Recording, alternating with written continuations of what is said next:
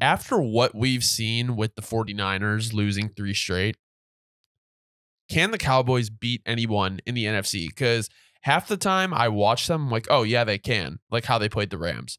But then I saw how they played the Cardinals, and I'm like, no. It's just like they're so up and down.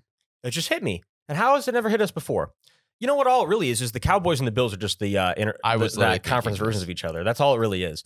And that's actually, I'm glad we boiled it down to this point, because this is something everybody needs to realize at this point.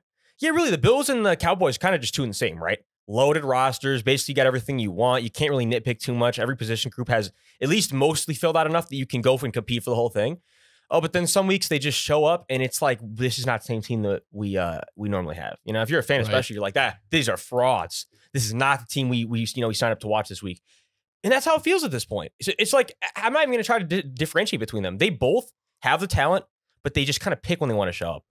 Yeah, I think that's my thing too, is like, even when they show up and like, let's say they play not that great, when they lose games, you know deep down they're the better team, but watching them, you don't get that vibe. Like the other team will all, like, typically, in my opinion at least, watching them with the feeling of the game is like, okay, the worst team kind of deserved the win. They felt better in this game. Whereas like sometimes even when Buffalo wins, it's like, they just shot themselves in the foot again. You know what I'm saying? Like, no, exactly. You know, and you're spot on. You're spot on. I think I want to open up saying my thing with this thing. And it's crazy because it's true though. Before I was saying, I haven't going to look at the comments. I didn't want to, but safe to say my prediction for this game was trash, bro. Yeah, it was bad. I was, Mine was bad too. I'm sure I'm getting heated right now, but if you're a Rams fan, I'll go over to the Rams here for a second too. Look, Stafford injured again, right? This has got to be incredibly worrisome for the future. I don't know if you're a Rams fan, you probably already went into the season relatively concerned. Sean McVay wasn't even really ready to come back. Aaron Donald was really maybe not really ready, but he came back. And the whole thing with Aaron Donald over the past few years, where you didn't know if he was going to be around. But again, there's so much uncertainty with the way this team's performing now, where you're looking at everyone that's been involved in all this, and you're like, how much longer are they going to stick around? Right. How much longer are we going to be able to hold on to our superstars? Because like any other team that starts losing and you have superstars and you're going to start to fight for the future, you got to just scrap them away while they got value. Like the Rams are very quickly going to turn into this type of situation if they don't start winning games.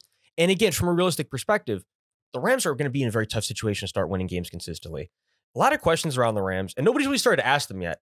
But shit, I'll say it. I mean, Cooper Kupp, Aaron Donald, Puka, all these guys. I'm sure Puka's in a different situation because you got the rookie contract, but everyone else is already getting paid. I mean, look, man, you can get a lot of value for those guys.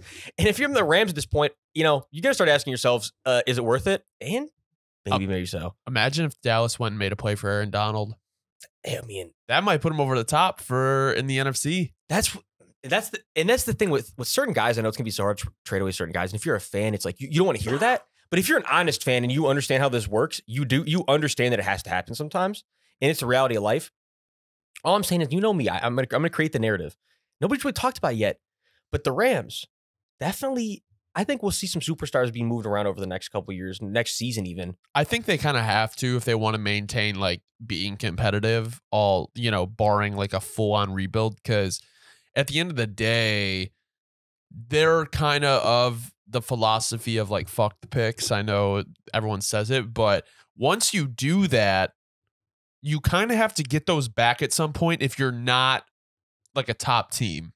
No, and if you can't attract every single free agent, and also like what I wanted to point out about them is, look, the Rams have had actually pretty good drafts for the picks they've had. Like they're getting good young budding stars with these picks.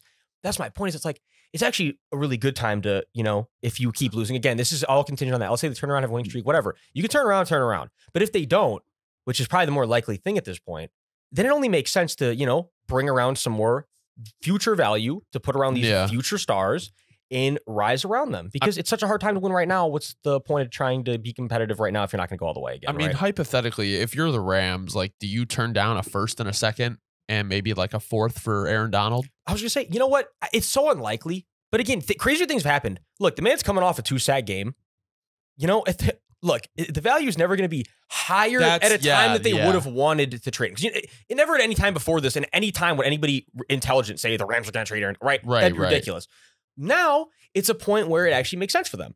So it's like in times where they'd be willing to, I'd say the value it's really high again, right? It's like, all right, he still is playing good. He's at a high level. It's proof, right? I just think it's like one of those moves that like could potentially like fuel their rebuilding into like a faster success if McVay's going to stick around. And that's the thing too, is it's like everyone always looks at it like, oh, we disrespect him. It's like, no, not at all. That dude's your franchise legend. Yeah. And if anything, you're helping his last thing for your franchise he ever did was to help you guys get value for the future. You got to look at it like that at the end of the day, you know? Like, I agree. And he's still always going to be a Ram, all that type of stuff with any of these guys. Moving on here for a sec too, though, just over the Cowboys. CeeDee's been on a tear the last 2 games. Yes. 19 receptions, 275 yards, 2 touchdowns.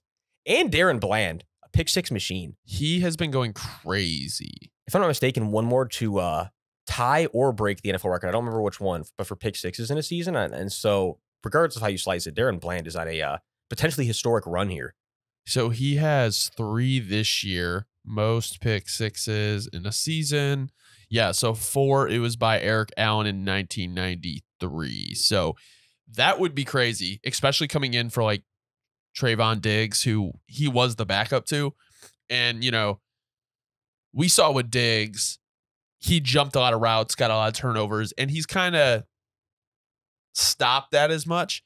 But I wonder if this is something Bland kind of looked at and was like, oh, okay. No, for sure. And if anything, too, you can take from this, the Cowboys DB coach is definitely an aggressive philosophy guy. Yeah, very much so. Gotta love it.